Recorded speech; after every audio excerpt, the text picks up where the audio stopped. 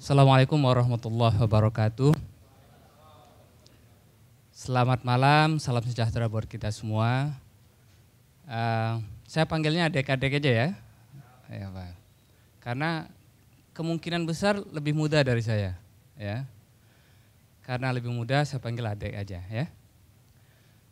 Ini sebuah kesempatan bagi kita untuk sharing. Saya yakin di sini adalah orang-orang yang sangat pintar, yang bergabung bersama membuat sebuah visi, ya. Ke depan itu generasi muda ini mau ngapain sih, ya? Saya diundang hari ini oleh Zaki, juga oleh ini Miftah Selasar.com, ya, untuk sharing session katanya. Sebelum kita bicara tentang dunia energi, nah saya mau tanya ini, siapa yang di sini berpendapat bahwa kita itu adalah negara yang kaya akan minyak dulu? Coba tunjuk tangan. Ya? Nah, enggak ada. Yang mengatakan bahwa kita adalah negara miskin minyak, siapa? Enggak ada juga. Ternyata enggak bisa interaktif ya.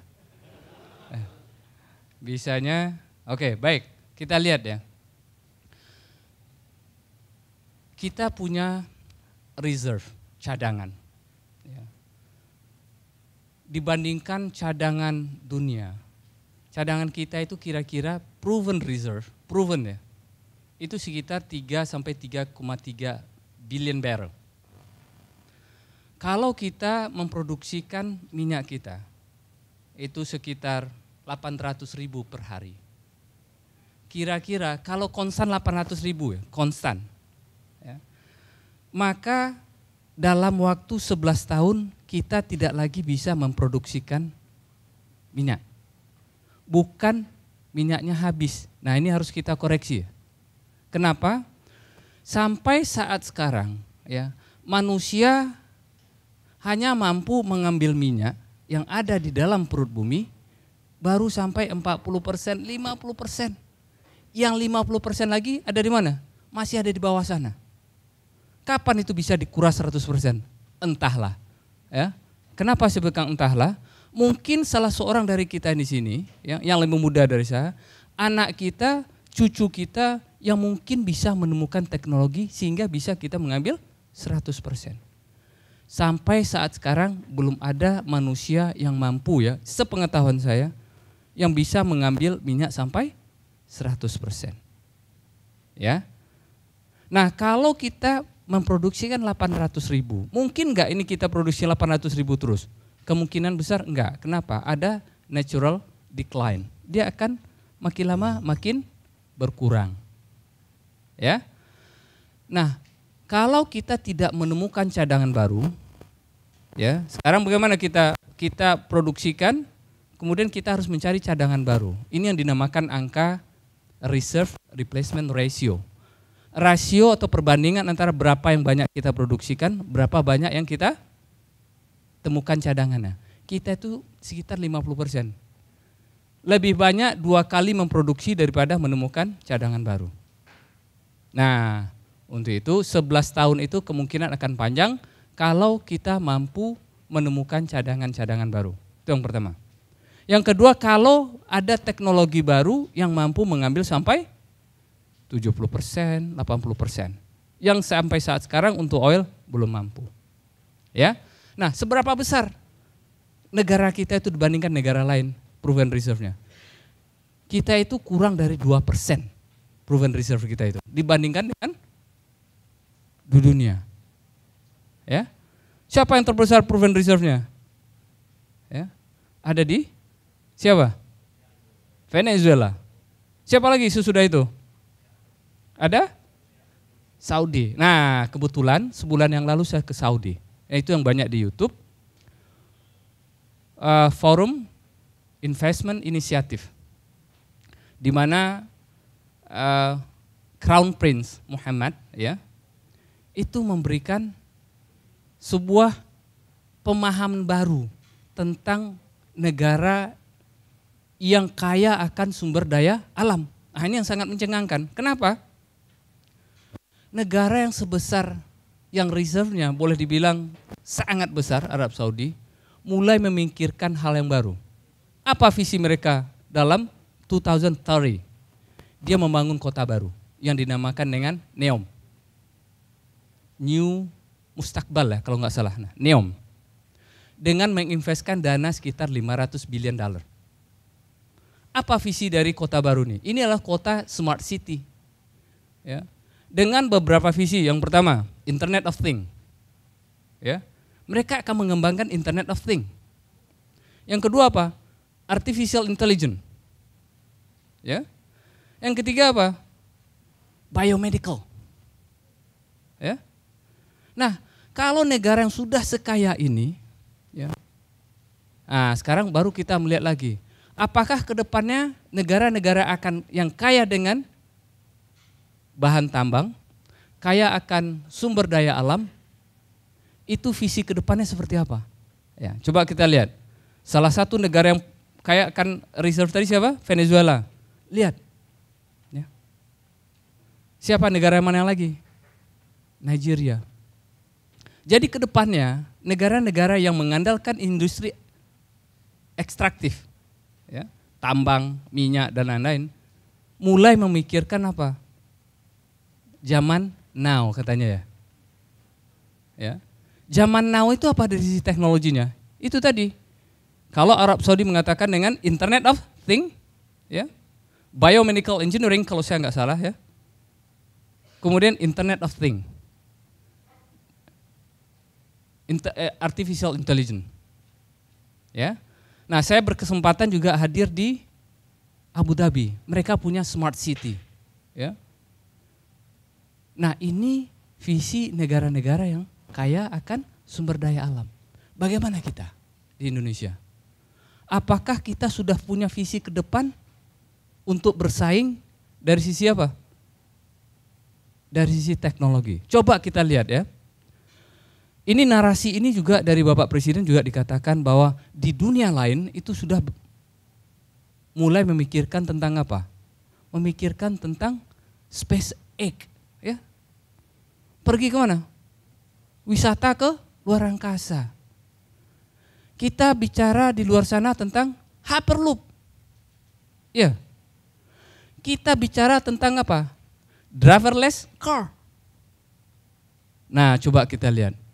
Sampai saat sekarang di mana kita ribut? Mohon maaf. Misalnya ya, kita masih bicara tentang apa? Ini bahasanya Pak Presiden ya. Masih bicara tentang bawang merah, cabai keriting ya.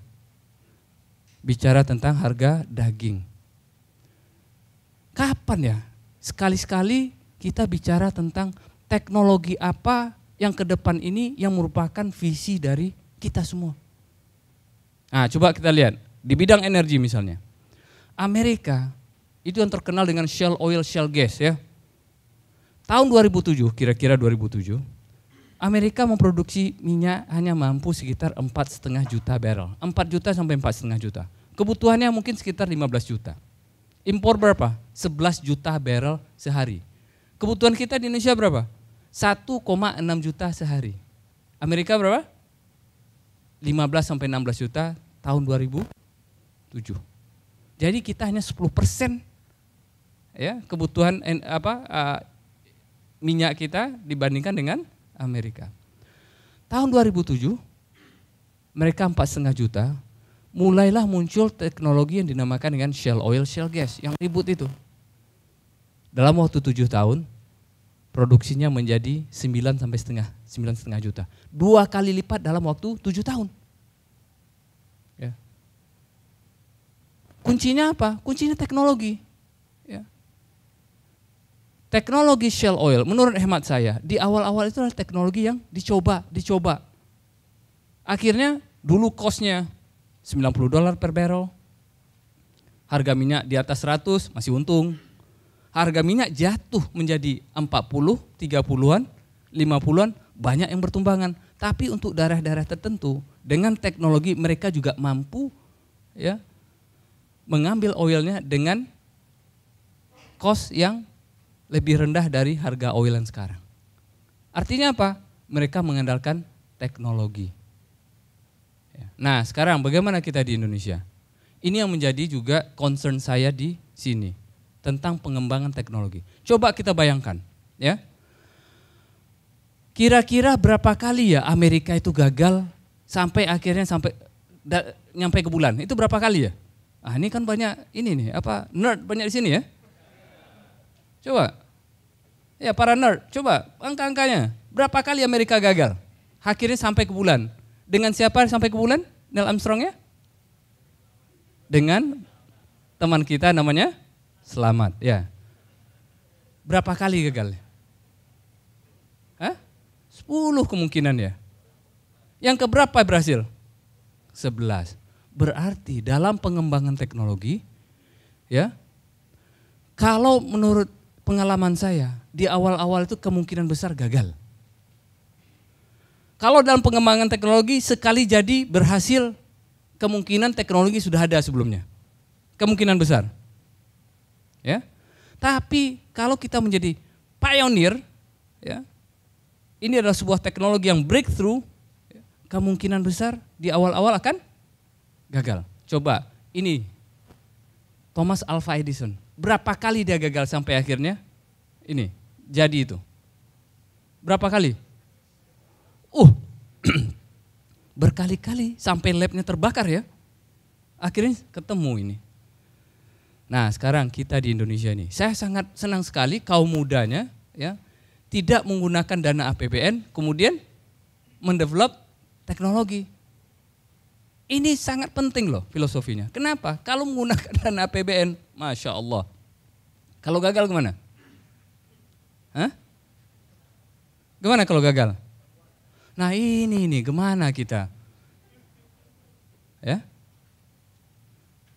Makanya kalau pengembangan teknologi di Indonesia mungkin lebih tepatnya crowdfunding kali ya. Ya. Jadi tidak menggunakan dana dari APBN. Mungkin ya saya self kritik. Ya. Karena sangat susah mempertanggungjawabkan kalau itu berasal dari dana pemerintah. Ya. Nah untuk itu komunitas ini Bukalapak apalagi yang banyak nih, ada macam-macam ya di Indonesia. Ini adalah cikal bakal kita untuk membangun industri kreatif, industri yang berbasis teknologi. Siapa tahu dari komunitas ini nantinya kita butuh nggak sebuah teknologi di bidang energi yang spesifik hanya kita yang butuhkan. Ada itu, ada. Nah, ini pengalaman.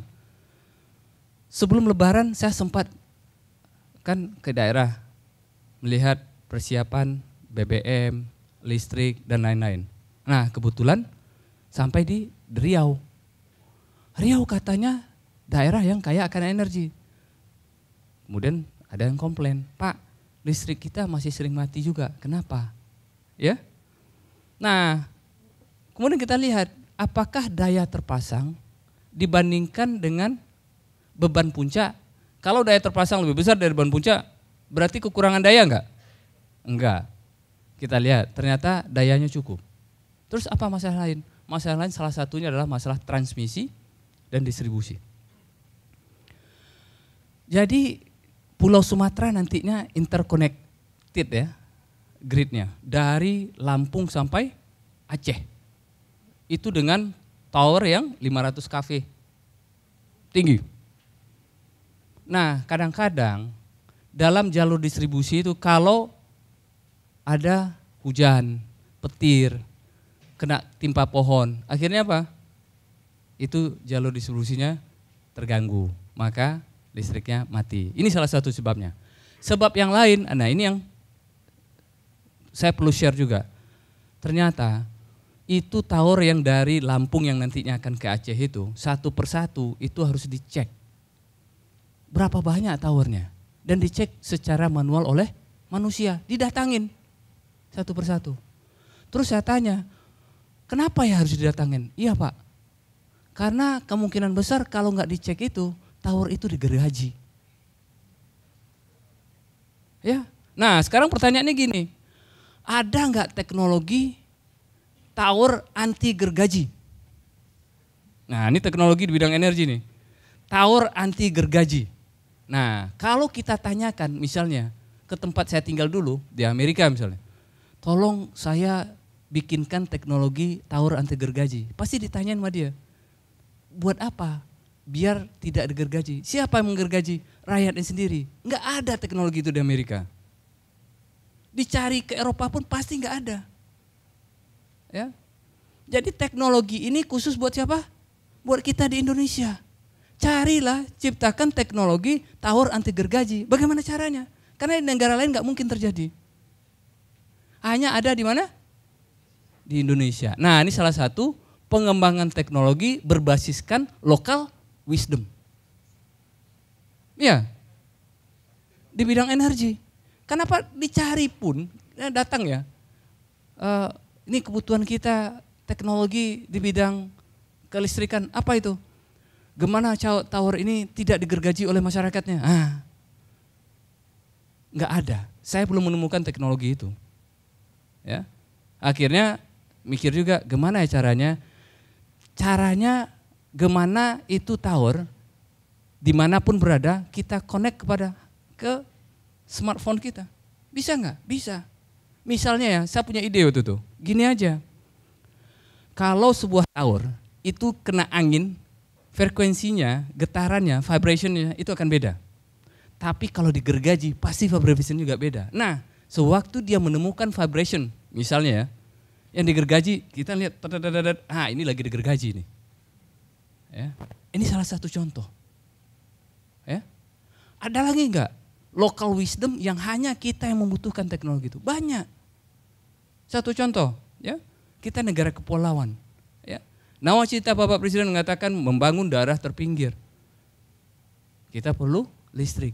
Nah, listrik untuk pulau-pulau terpencil itu yang dibutuhkan 10 megawatt. 10 megawatt dibandingkan 100 megawatt, economic of scale-nya, mana yang lebih murah? 100 megawatt. Yang dibutuhkan cuma 10 megawatt, 5 megawatt. Terus apa ininya? Jenis pembangkitnya? Kemungkinan besar apa? Diesel.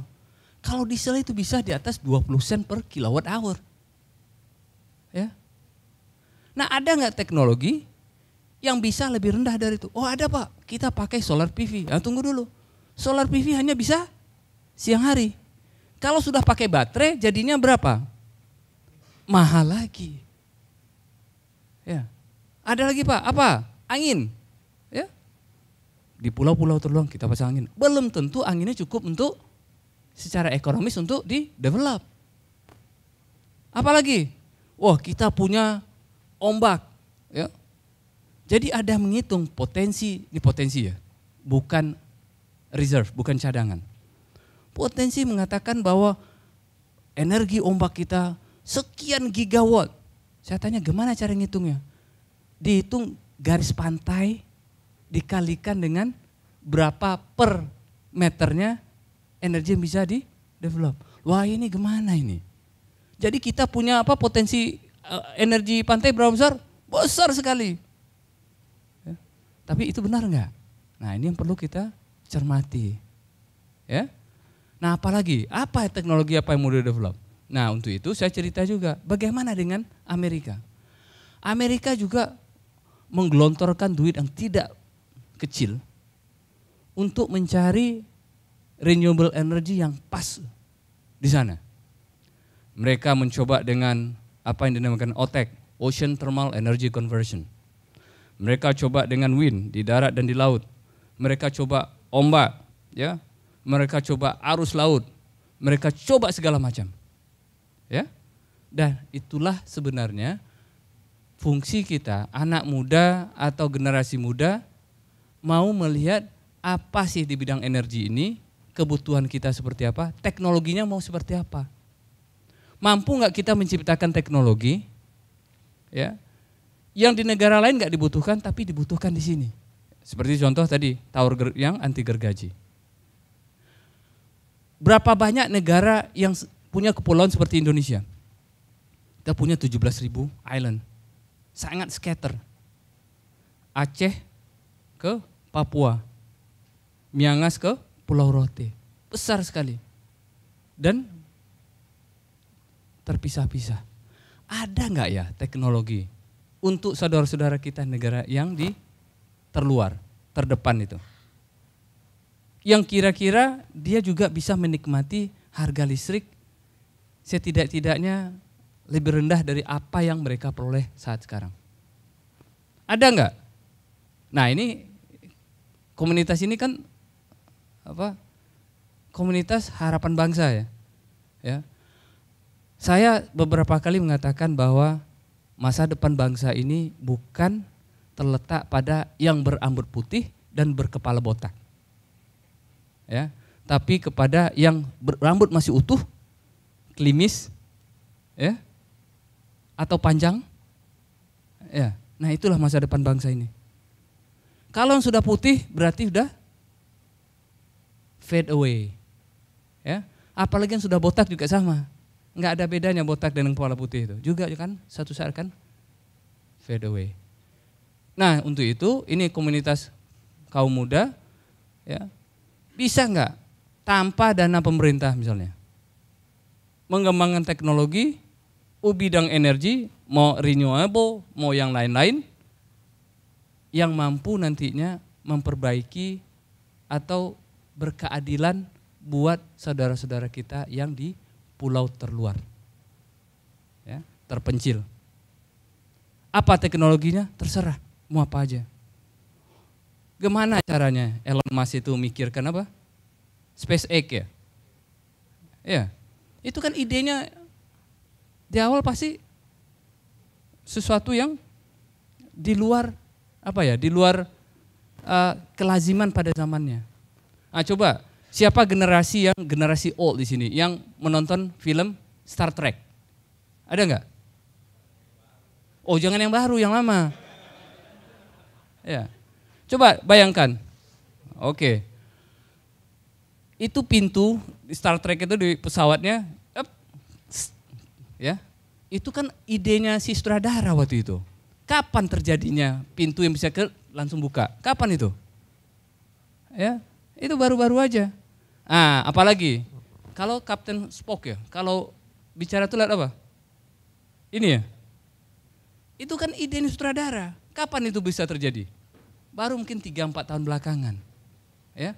Jadi saran saya, bercita-citalah untuk khayalan teknologi ke depan yang mungkin zaman ini, zaman now. Ya. Nanti zaman apa ya setelah now ini? After now ya? Zaman after now mungkin bisa terrealisasikan. Buka semua cakrawalanya. Nah, ini dalam hal pengembangan teknologi komunitas, rule yang pertama, jangan sekali-kali kita mematahkan semangat teman kita. Ya, mungkin idenya kita pikir, lu ada-ada aja kan? Siapa tahu yang ada-ada aja nih suatu saat itu bisa terjadi. Ya. Nah, ini udah selesai saya pikir 20 minutes. Belum apa-apa ya.